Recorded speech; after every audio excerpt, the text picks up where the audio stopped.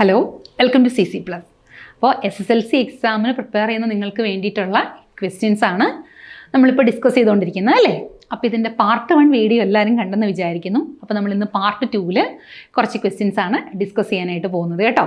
Which of the hormone stored from the posterior lobe of the pituitary gland write the functions of any one എന്നാണ് പറഞ്ഞിരിക്കുന്നത്. അപ്പോൾ pituitary gland അല്ലേ, pituitary gland ആൻറ്റീരിയറും പോസ്റ്റീരിയറും ഉണ്ട്. അപ്പോൾ ഇവിടുത്തെ question എന്താണ്? പോസ്റ്റീരിയർ ലോബ് എന്നാണ് പറഞ്ഞിരിക്കുന്നത്. Anterior lobe of pituitary secrete ചെയ്യുന്ന ഹോർമോൺസ് ഏതൊക്കെയാണെന്ന് കൂടി നമ്മൾ അറിഞ്ഞിരിക്കണം. അപ്പോൾ ഹൈപ്പോതലാമസ് ആണ് പറയുന്നത് അല്ലേ. ഹൈപ്പോതലാമസിൻ്റെ കമാൻഡ് അനുസരിച്ചിട്ട് ആൻറ്റീരിയർ പിറ്റ്യൂട്ടറി സെക്രീറ്റ് ചെയ്യുന്ന കുറച്ച് ഹോർമോൺസ് ഉണ്ട്. അതിനകത്ത് വരുന്നതാണ് ഗ്രോത്ത് ഹോർമോൺ വരുന്നുണ്ട്, പ്രൊലാക്റ്റിൻ വരുന്നുണ്ട്, ഫോളിക്കുലാർ സ്റ്റിമുലേറ്റിംഗ് ഹോർമോൺ വരുന്നുണ്ട്, ലൂട്ടിനൈസിങ് ഹോർമോൺ വരുന്നുണ്ട്, തൈറോയിഡ് ഹോർമോൺ വരുന്നുണ്ട്. ഇതെല്ലാം എന്താണ്? ആൻറ്റീരിയർ പിറ്റ്യൂട്ടറി സെക്രീറ്റ് ചെയ്യുന്ന ഹോർമോണാണ്. എന്നാൽ പോസ്റ്റീരിയർ പിറ്റ്യൂട്ടറി അവർ ഹോർമോൺസിനെ സെക്രീറ്റ് ചെയ്യുന്നില്ല, പകരം ഹോർമോൺസിനെ സ്റ്റോർ ചെയ്യുന്നേ ഉള്ളൂ. അപ്പോൾ പോസ്റ്റീരിയർ പിറ്റ്യൂട്ടറി സ്റ്റോർ ചെയ്യുന്ന രണ്ട് മേജർ ഹോർമോൺസ് ആണ്. One is oxytocin, one is vasopressin. ഇനി ഇതിൻ്റെ ഫംഗ്ഷനാണ് ചോദിച്ചിരിക്കുന്നത്.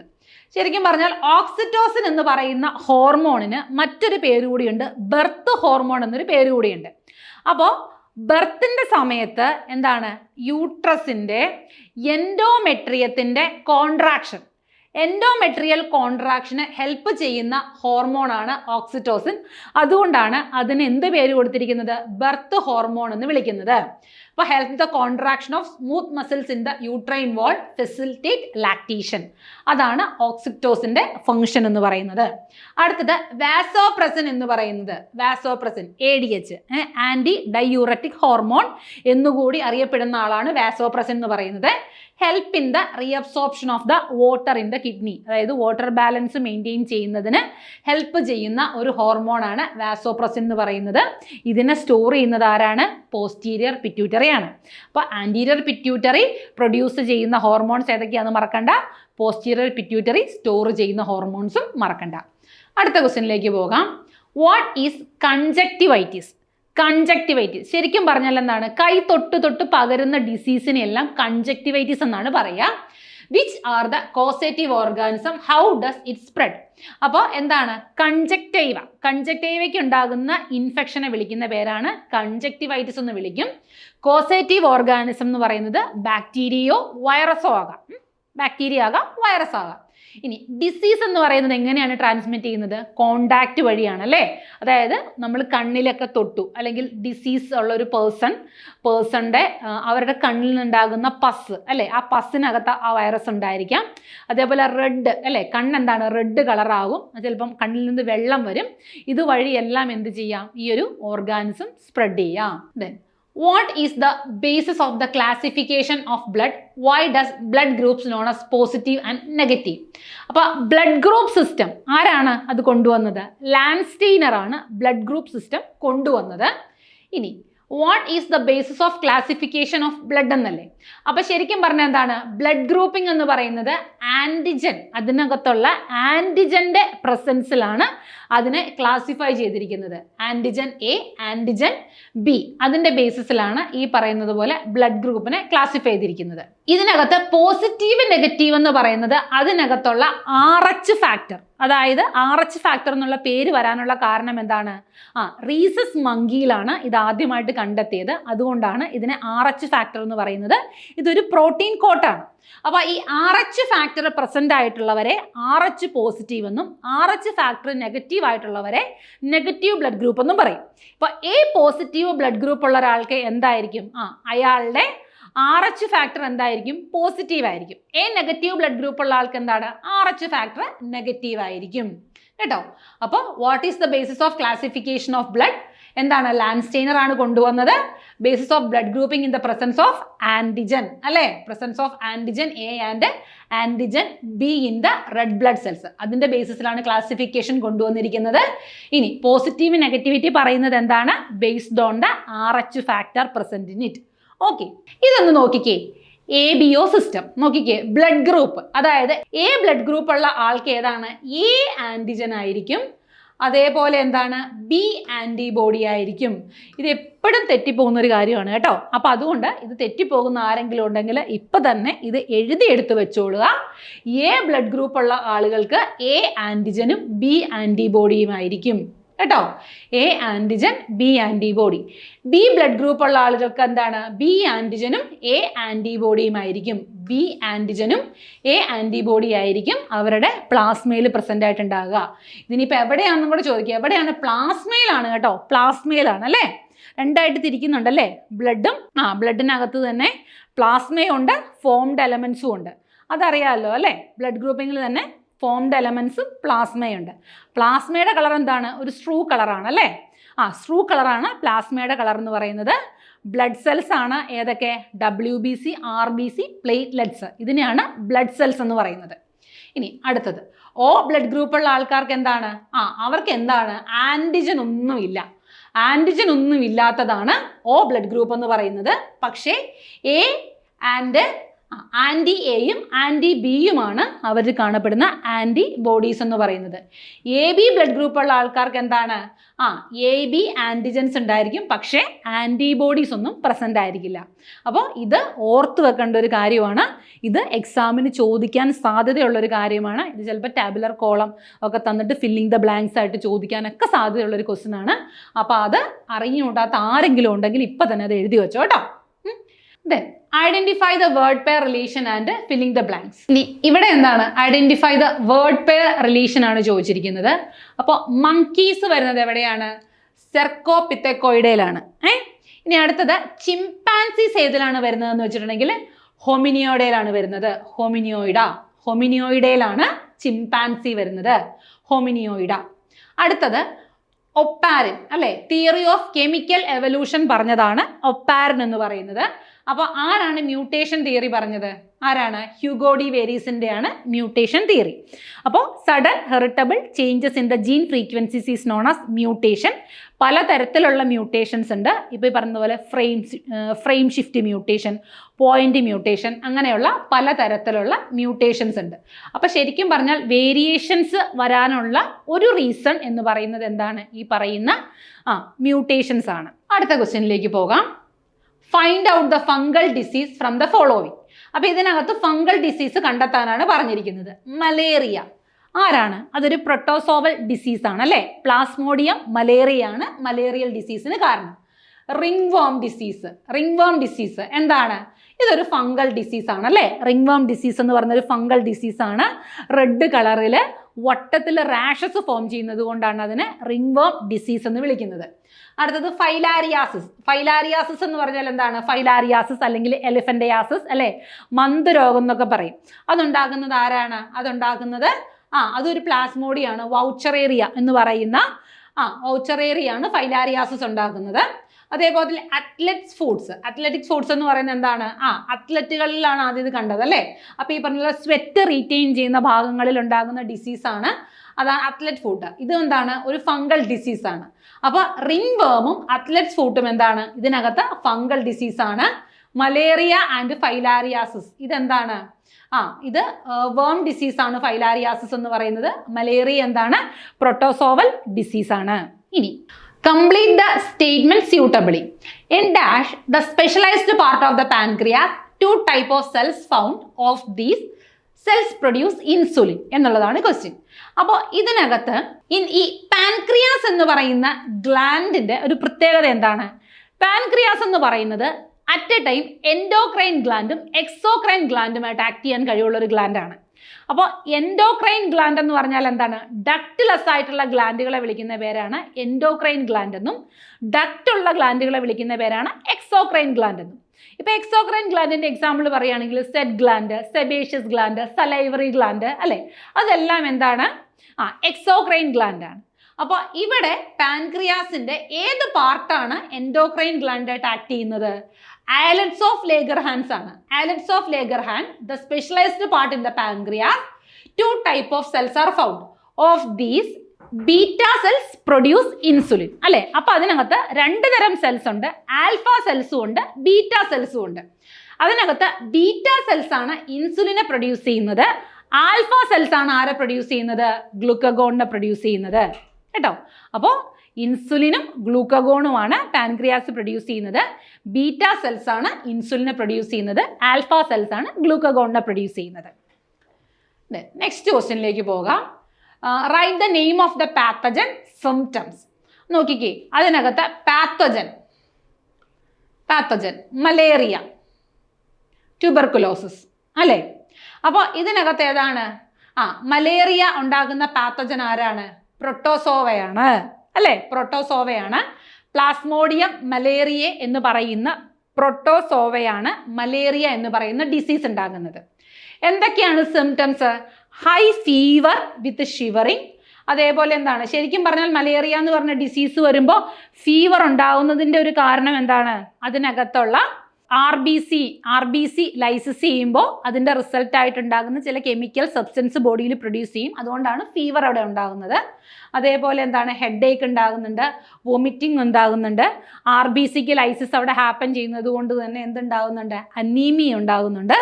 അപ്പോൾ മലേറിയ എന്ന് പറയുന്ന ഡിസീസിൻ്റെ സിംറ്റംസ് ഫീവർ, ഷിവറിങ്, അതേപോലെ പ്രൊഫ്യൂസ് സ്വെറ്റിംഗ്, ഹെഡ് ഏക്ക്, അനീമിയ, ഇതൊക്കെയാണ് അതിൻ്റെ സിംറ്റംസ് എന്ന് പറയുന്നത്. അടുത്ത ഡിസീസ് ഏതാണ്? ട്യൂബർക്കുലോസിസ് അല്ലേ? ട്യൂബർക്കുലോസിസ് ഉണ്ടാക്കുന്നത് ആരാണ്? ട്യൂബർക്കുലോസിസ് എന്ന് പറയുന്നത് മൈക്കോബാക്ടീരിയം ട്യൂബർക്കുല എന്ന് പറയുന്ന ബാക്ടീരിയയാണ് ട്യൂബർക്കുലോസിസ് എന്ന് പറയുന്ന ഡിസീസ് ഉണ്ടാക്കുന്നത്. ലോസ് ഓഫ് ബോഡി വെയ്റ്റ്, അതേപോലെ ഫാറ്റിക്, ക്ഷീണം, കണ്ടിന്യൂസ് ഡ്രൈ കഫ് അല്ലേ? ഡ്രൈ കഫ്, ഇതൊക്കെയാണ് അതിൻ്റെ സിംറ്റംസ് എന്ന് പറയുന്നത്. അപ്പോൾ 2 ഡിസീസ്, ഒരെണ്ണം പ്രൊട്ടോസോവൽ ഡിസീസ്, ഒരെണ്ണം ബാക്ടീരിയൽ ഡിസീസ്. ഈ 2 ഡിസീസാണ്. 10ാം ക്ലാസ്സിൽ ഫുൾ A+ കിട്ടണം എന്നല്ലേ ആഗ്രഹം. അപ്പോൾ CC+ലെ 10ാം ക്ലാസ്സുകാർക്ക് വേണ്ടിയിട്ട് പുതിയ ബാച്ച് സ്റ്റാർട്ട് ചെയ്തിട്ടുണ്ട്. ഇനി നിങ്ങൾക്ക് ബാച്ച് ക്ലാസ് വേണ്ട, നിങ്ങൾക്ക് ഏതെങ്കിലും ഒരു സബ്ജക്റ്റിന് മാത്രമായിട്ട് നിങ്ങൾക്കൊരു individual class വേണമെന്നിരിക്കട്ടെ.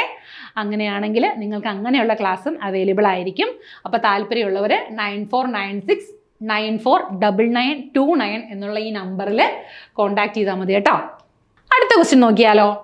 Mutation cause variation in organism, it is leads to evolution of species.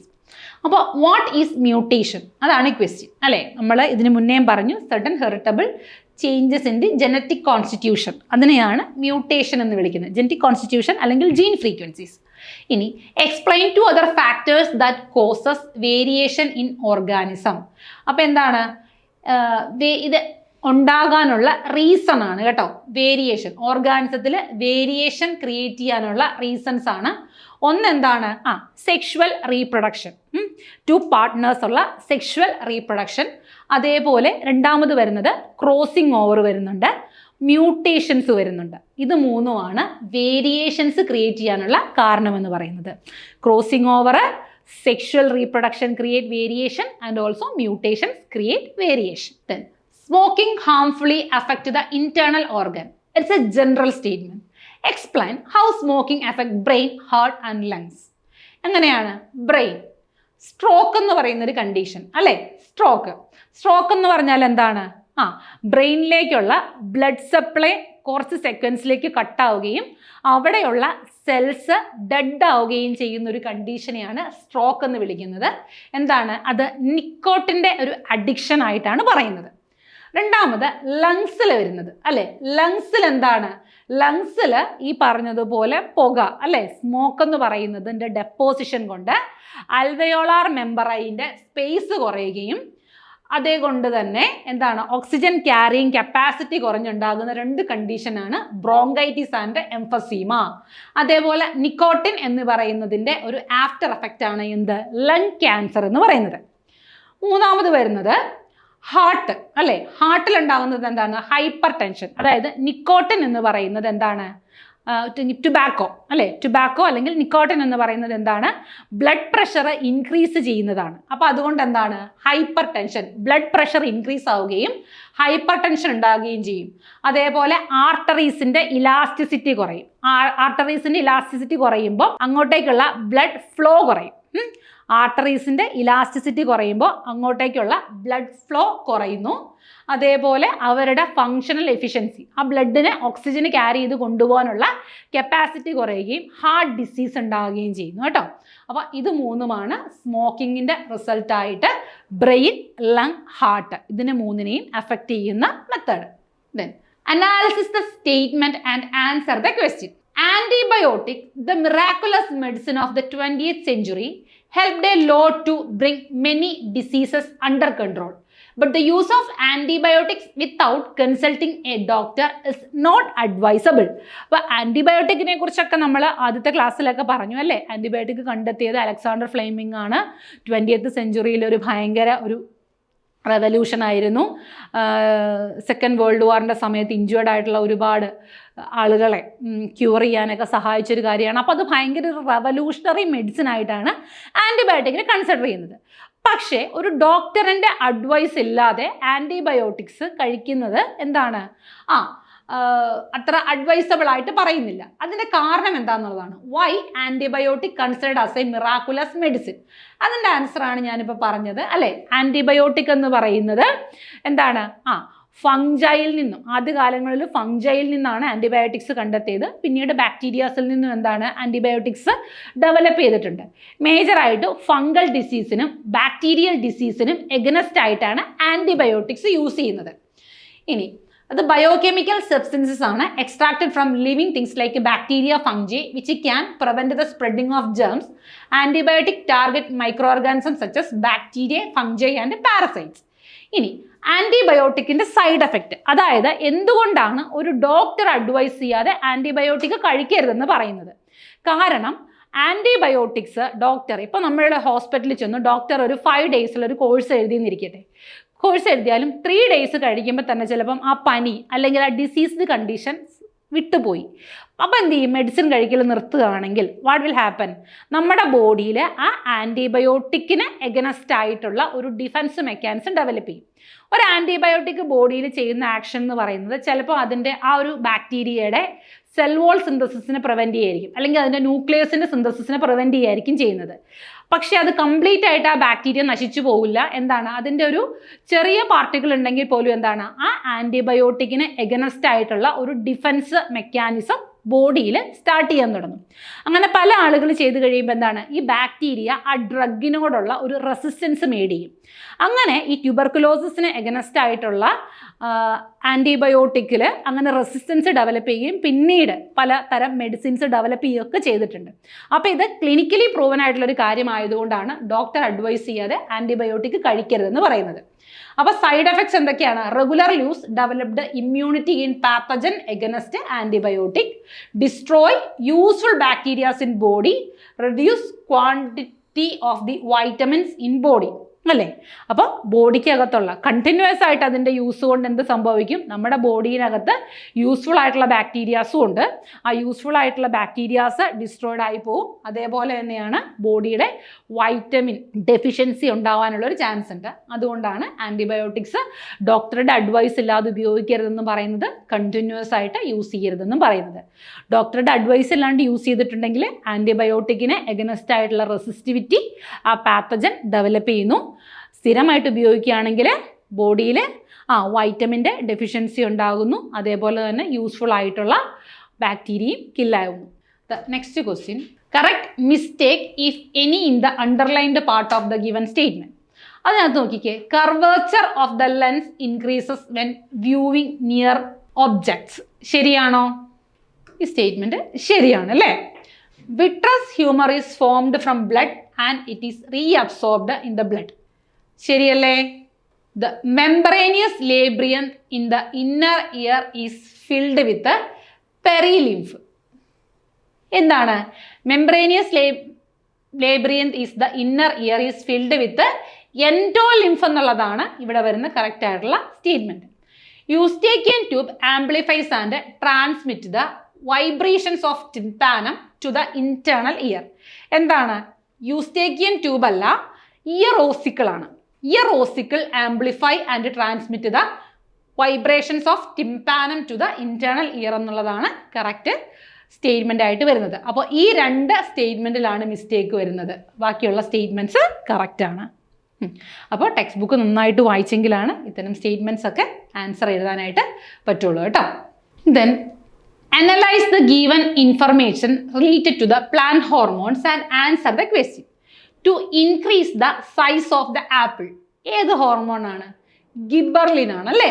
Gibberellin ആണ് സൈസ് ഇൻക്രീസ് ചെയ്യാനായിട്ട് ഹെൽപ്പ് ചെയ്യുന്നത്. To prevent dropping the premature fruit, ഏതാണ്? ഓക്സിൻ അല്ലേ? ഓക്സിൻ ആണ് പ്രീമച്വർ ഫ്രൂട്ടിൻ്റെ ഡ്രോപ്പിങ്ങിനെ പ്രിവെൻറ്റ് ചെയ്യാനായിട്ട് സഹായിക്കുന്നത്. ലാറ്റക്സ് അല്ലേ? റബ്ബർ പ്ലാന്റ്സിലൊക്കെ ലാറ്റക്സിൻ്റെ ഇൻക്രീസിന് വേണ്ടിയിട്ട് ഉപയോഗിക്കുന്നത് ഏതാണ്? എത്തഫോൺ ആണ് ഉപയോഗിക്കുന്നത്. To enable flowering of pineapple plant at a time, അത് വ്യാവസായികമായിട്ട് ഇൻഡസ്ട്രീസിലൊക്കെ അറ്റ് എ ടൈം പൈനാപ്പിൾ ഒന്നിച്ച് ഫ്ലവർ ചെയ്യുന്നതിന് വേണ്ടിയിട്ട് അല്ലേ? ഇപ്പോൾ ഇടയ്ക്കിടയ്ക്ക് ഓരോ പൈനാപ്പിളായിട്ട് ഉണ്ടായിക്കൊണ്ടിരുന്നിട്ടുണ്ടെങ്കിൽ അത് ലാർജ് സ്കെയിലിൽ കൾട്ടിവേറ്റ് ചെയ്യുന്നവർക്ക് അത് ബെനിഫിറ്റ് ഇല്ല. അപ്പോൾ അതുകൊണ്ട് തന്നെ അറ്റ് എ ടൈമിൽ എല്ലാം കൂടെ ഫ്ലവർ ചെയ്യുന്നതിന് വേണ്ടിയിട്ട് ഉപയോഗിക്കുന്ന ഹോർമോണാണ് എത്തലീൻ എന്ന് പറയുന്നത്. അപ്പോൾ ഇതിനകത്ത് ഫസ്റ്റ് എന്താണ്? മാച്ച് ദ ഹോർമോൺസ് ആണ് പറയുന്നത്. സൈസ് ഇൻക്രീസ് ചെയ്യാനായിട്ട് ഉപയോഗിക്കുന്നത് ഗിബർലിൻ ആണ്. ഡ്രോപ്പിംഗ് പ്രീമച്വർ ഫ്രൂട്ട്സിൻ്റെ ഡ്രോപ്പിങ്ങിനായിട്ട് സഹായിക്കുന്നത് ഓക്സിൻ ആണ്. ലാക്ടെക്സിൻ്റെ പ്രൊഡക്ഷൻ ഇൻക്രീസ് ചെയ്യാനായിട്ട് സഹായിക്കുന്നത് എത്തഫോൺ ആണ്. Flowering of pineapple plant at a time എന്ന് പറയുന്നത്, എല്ലാം കൂടെ ഒറ്റ ടൈം ഫ്ലവർ ചെയ്യുന്നതിന് സഹായിക്കുന്ന ഹോർമോൺ എന്ന് പറയുന്നത് ഇത്തലീൻ ആണ്. അടുത്ത ക്വസ്റ്റ്യൻ നോക്കിക്കേ. Write the name and function of the other 2 hormone occur naturally in plants. അപ്പോൾ അതിനകത്ത് നമുക്ക് അറിയാവുന്ന ഒരുപാട് ഹോർമോൺസ് ഉണ്ട്. ഇപ്പോൾ അതിനകത്ത് സൈറ്റോകൈനിൻ എന്ന് പറയുന്ന ഹോർമോൺ എന്താണ്? സെനസെൻസ് അല്ലെങ്കിൽ ആൻറ്റി ഏജിങ് പ്രിവെൻറ്റ് ചെയ്യാൻ സഹായിക്കുന്നു. സെൽ ഡിവിഷനെ സഹായിക്കുന്ന ഹോർമോണാണ് സൈറ്റോകൈനിൻ എന്ന് പറയുന്നത്. അതേപോലെ എത്തലീൻ എന്ന് പറയുന്നത് ഒരു നാച്ചുറൽ ഹോർമോണാണ്. ഫ്രൂട്ട്സിൻ്റെ എല്ലാം റൈപ്പനിങ്ങിനായിട്ട് ഹെൽപ്പ് ചെയ്യുന്ന ഒരു ഹോർമോണാണ് എത്തലീൻ എന്ന് പറയുന്നത്. അതേപോലെ എന്താണ്? അബ്സസിക് ആസിഡ് എന്താണ്? ഡോർമൻസിയെ കൺട്രോൾ ചെയ്യാനായിട്ട് സഹായിക്കുന്ന ഹോർമോണാണ് അബ്സസിക് ആസിഡ് എന്ന് പറയുന്നത്. അതേപോലെ സ്റ്റൊമാറ്റൽ ക്ലോഷറിന് സഹായിക്കുന്നതാണ് കൺട്രോൾ ഗ്രോത്ത്, അതിനൊക്കെ സഹായിക്കുന്ന ഒരു ഹോർമോണാണ് അബ്സസിക് ആസിഡ് എന്ന് പറയുന്നത്. അപ്പോൾ കുറച്ച് ക്വസ്റ്റ്യൻസ് കൂടി നമ്മൾ ഇന്ന് ഡിസ്കസ് ചെയ്തു. അപ്പോൾ നിങ്ങൾക്ക് പരീക്ഷയ്ക്ക് ഈ ക്വസ്റ്റ്യൻസ് എല്ലാം ഹെൽപ്ഫുൾ ആവുമെന്നാണ് വിചാരിക്കുന്നത്. അപ്പോൾ തീർച്ചയായിട്ടും ഇതൊക്കെ നിങ്ങൾ പഠിക്കണം. അപ്പോൾ ഇതേപോലെ അടുത്ത കുറച്ച് ക്വസ്റ്റ്യൻസും അതേപോലെ ഫണ്ണി ആയിട്ടുള്ള ഒരു സീരീസുമായിട്ട് CC+ ഉടനെ വരുന്നുണ്ട്. SSLC എക്സാമിൻ്റെ കൂടുതൽ ഇൻഫർമേറ്റീവ് ആയിട്ടുള്ള ക്ലാസ്സസ് കിട്ടുന്നതിന് വേണ്ടിയിട്ട് ഈ ചാനൽ സബ്സ്ക്രൈബ് ചെയ്ത് വെച്ചോളൂ കേട്ടോ. അപ്പോൾ അടുത്ത ക്ലാസ്സിൽ വീണ്ടും കാണാം. താങ്ക്